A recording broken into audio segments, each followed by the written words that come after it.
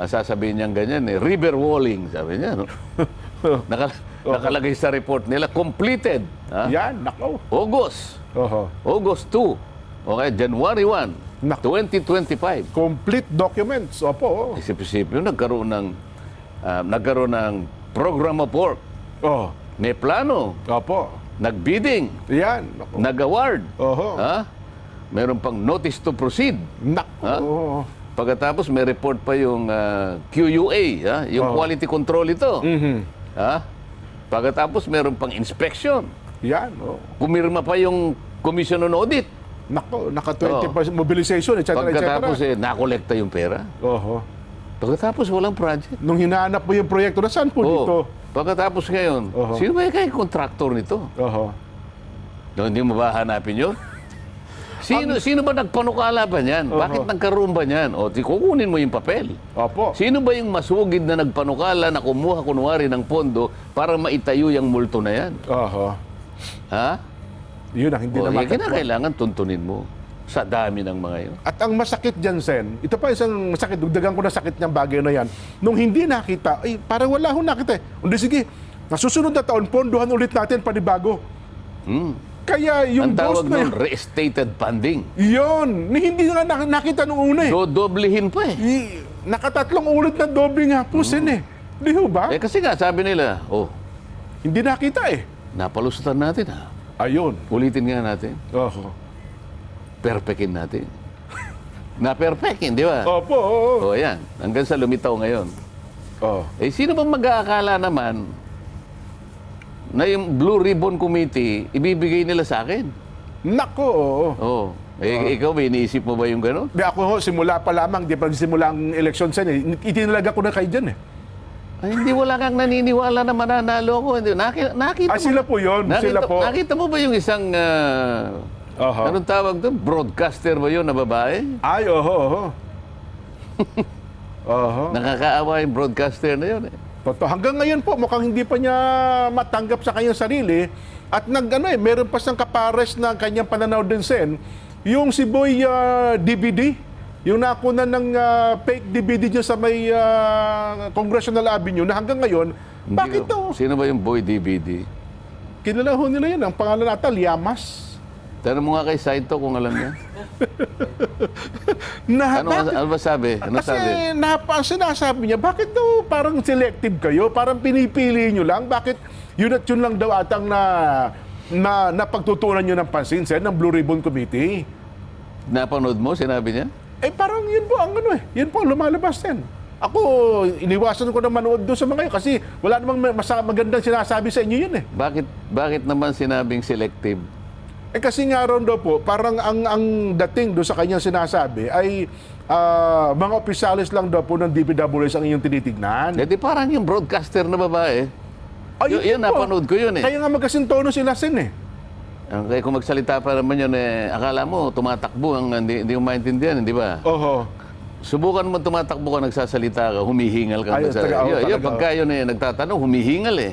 Kakapusing ka ng hininga nun, Sen. Kapag ako'y nakikinig doon, ako ang napapagod eh. Nakikinig lang ako, pagod na pagod ako eh. Kaya ayaw kong pakinggan yun eh. Ganun mo ba? Ang sabi niya, bakit ang DPWH lang? Mariusip ng mga tao ito, sabi ko.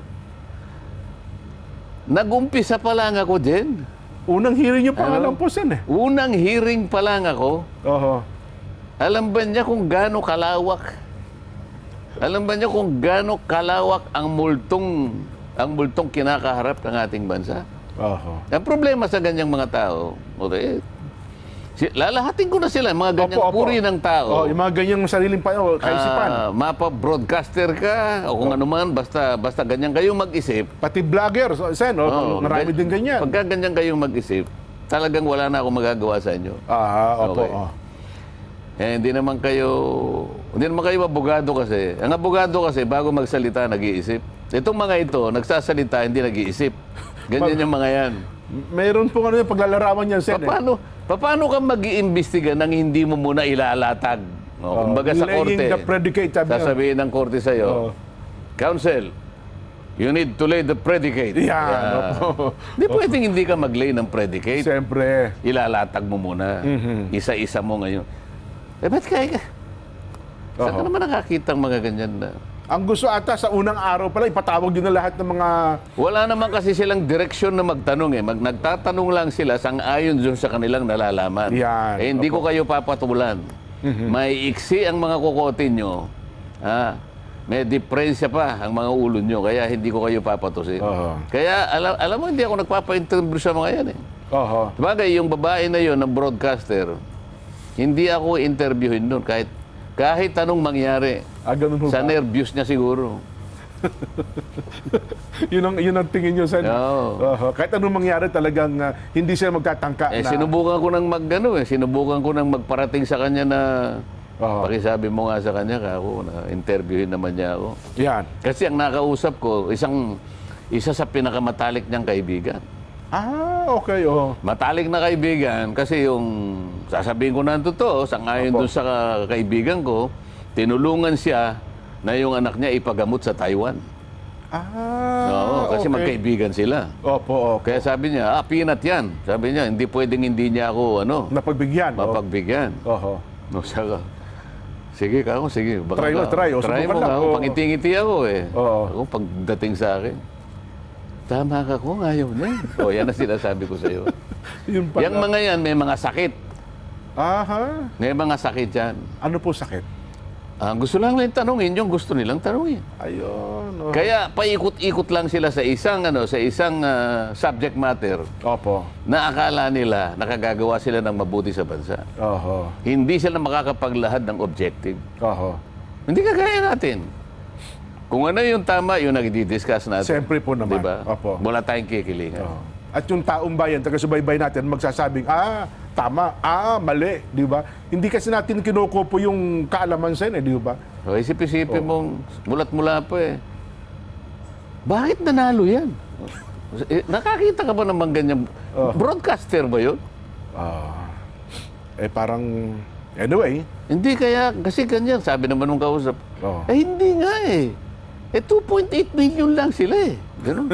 Bakit may pinipilit niya yung kanyang gustong mangyari? Para panatilihin niya sa kanyang sarili na siya ang tama, na sa kanyang panukat, hindi ako mananalo. Akalain mo magtiwala siya sa sarili niyang pag-iisip. Tingnan mo nangyari ngayon. Yun na nga. Nagmukha siyang tanga ngayon, hindi ba? Totoo po. Pwede ko na sabihin sa kanila ngayon lahat. Minsan kasi naman yung pagkakamali, madali naman tanggapin eh. At Ngayon, yung mga ini-interview niya, ngayon, bahala sila. Magpa-interview kayo sa tanga. Yun ang pinakamasakit sa lahat. Wala akong ospital dun eh. Ang atin hong magiging Vox Populi sa araw na ito. Systemic ang tawag Systemic nila. ko ba yan? Yung systemic kasi, sabi nung mga nag-aral sa social sciences. Opo. Pag sinabi mong systemic, ito yung nangangahulugan ng isang behavior ng isang tao. Ayaw kong tanggapin na systemic ang corruption eh. Ayaw ko pang tanggapin na nandun na tayo sa ganong kalagayan. Kasi pag sinabi mong systemic, isang behavior sa panig ng isang tao o grupo ng mga tao na kinakailangang merong ganon para panatilihin ang isang malakihang sistema. So ayaw kong tanggapin sapagkat parang nasa sistema na natin talagang parang hindi aandar ang bureaucracy, parang hindi aandar, wala ng governance kapag hindi natin inamin na merong corruption as a system. Kailangan nating bakahin yun. Huwag nating panatilihin na magtatagumpay yun. Maring nagtagumpay si Satanas doon sa kanyang sa kanyang party doon. Pero tama naman si San Pedro na hindi niya na gawin yung kalahati. Kesa naman ma-influensya pa yung nandun eh. Ayun na nga. Di ba? Bakit hayaan mo pa yung mga nasa impyerno na madalaw pa yung nandun? Di ba? Wag na. Wala namang ito namang nasa langit. Bakit ka pa pupunta ron? Magbabakasakali ka pa ba? Kaya tama yung ginagawa ni Edward eh. Di ba? Isipin mo, ganito ang gawin natin, kamo. Halimbawa, kahit kailan, magsimula tayo sa ganito. Huwag mong paghahaluin yung negosyo at saka yung politika. Oho. Ang nangyayari kasi ngayon, yung negosyo, para maproteksyonan niya ang kanyang negosyo, Opo. mag-aalaga siya ng politiko. Mali yun.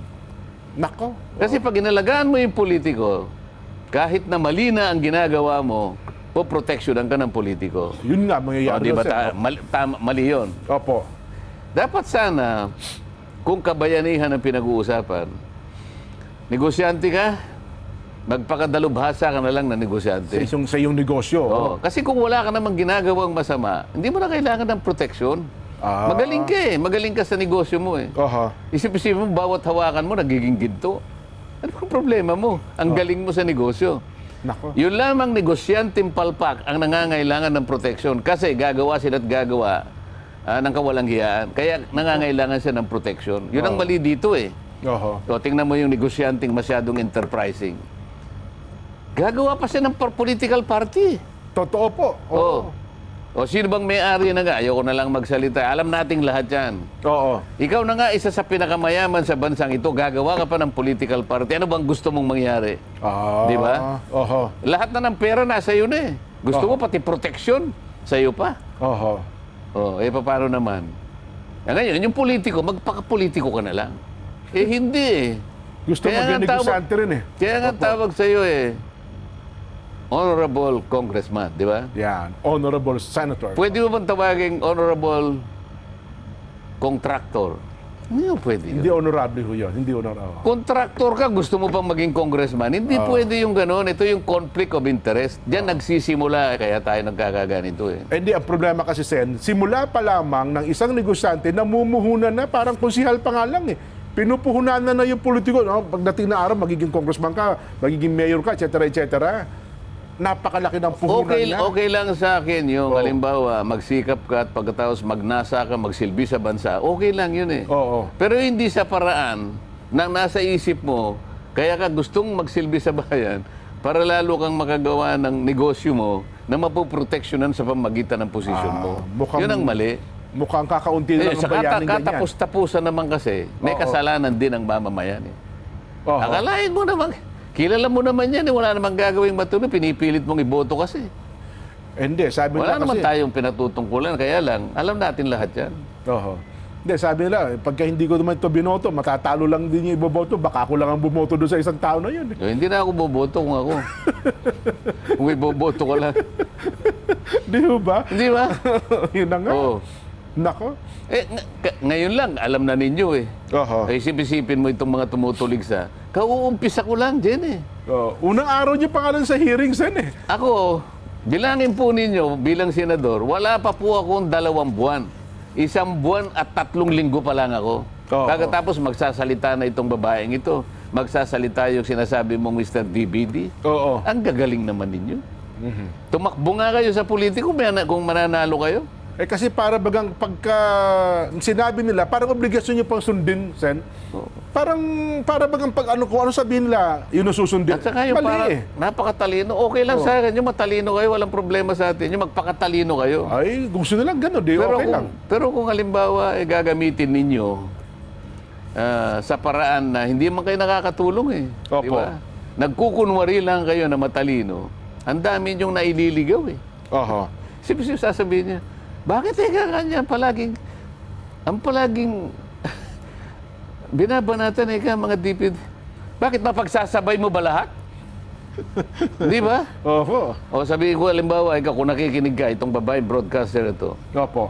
kumakain ka halimbawa, mapagsasabay mo bang mahirap na lang talaga, baka kung ano pa yung masabi ko sa kanya. Eh, baka mamualan po yun. Baka mabulunan ka eh. Oho. Ha? Kanya-kanya tayong di ba? Oho. Ako nasasabi ko lang ito para lang maituwid sila. Baka sakali, kasi ako naniniwala, may isip naman sila. Wag na kayong magpakadalubhasa sa puro ganyan na lang. Oho, tama. Hindi na rin kayo tatanggapin ng tingnan natin ito. Magano na kayo ng mga ilang panahon lang. Oho. Wala nang maniniwala sa inyo. Nako. Alam naman yung pinanggagalingan nila eh. Hanggang ngayon, yung naisara na prangkisa, doon lang sila tumitira. Yun na nga po. Hanggang ngayon, hindi nila makita ang katwiran na kaya kayo naisara dahil sa pagkukulang ng inyong network. Oho. Kaya tanggapin ninyo kaya hindi, bahala kayo sa buhay nyo. Oo. Pero nasa record yan. Yung pagkukulang ng may-ari. Nagkulang kayo. O ayaw nyong aminin. Oo. O. Pagkatapos ngayon salita ng salita, nakakala mo totoo ang mga pinagsasabi. Akala mo ang galing. Oho. Subukan mo akong imbitahan. Subukan mo. Yan. O, ngayon, ayaw mo akong maimbitahan, tumigil ka. O, yan lang. Yun na nga. Ay, nako. Basta yung mga reaksyon. Pero teka lang,